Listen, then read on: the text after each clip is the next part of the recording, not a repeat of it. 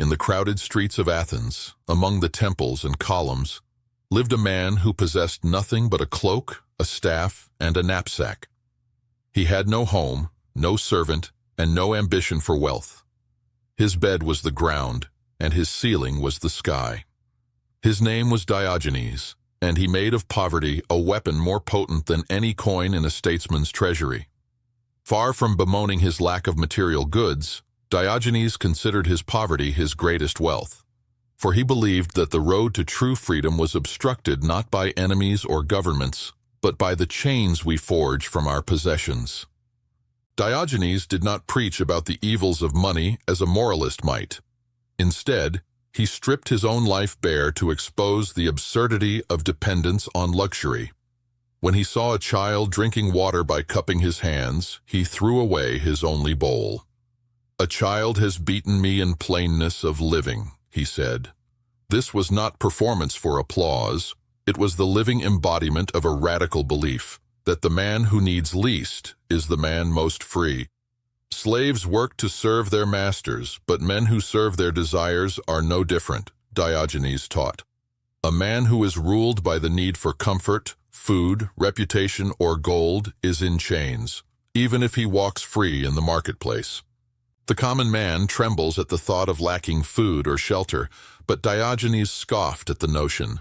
He trained himself to endure hunger, cold, and public shame. He begged not to sustain himself, but to test the limits of human resilience. Others wore fine tunics and spoke sweetly to win favor at court.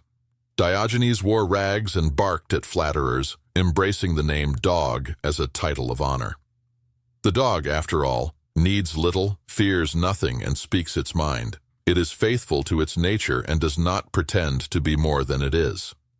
Diogenes sought to live like that, unashamed, direct, and without vanity. This rejection of possessions was not a rejection of life, but its affirmation. When a man casts off all but what he truly needs, he becomes unassailable. If nothing external can be taken from you, then no man can harm you. Diogenes laughed at the powerful because he knew they were enslaved by their own desires.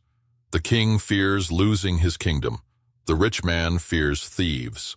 The scholar fears ignorance. Diogenes feared nothing because he had nothing to lose. And in that radical detachment, he found a serenity that no banquet or palace could provide. Yet Diogenes was not an ascetic monk hiding in a cave. He lived among people and challenged them face to face. His poverty was not for retreat, but for engagement. When Alexander the Great offered to grant him any wish, Diogenes replied, "Stand out of my sunlight." In that moment, the conqueror of nations was rendered irrelevant by a man who desired nothing.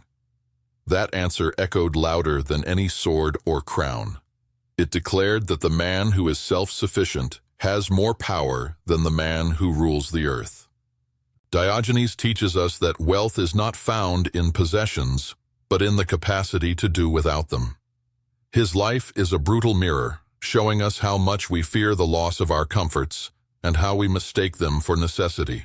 In throwing everything away, he did not become poor. He became free. In a world addicted to acquisition, Diogenes remains a living argument against the need for more. His poverty was not lack, but liberty. And that liberty, once tasted, is richer than all the treasures of kings.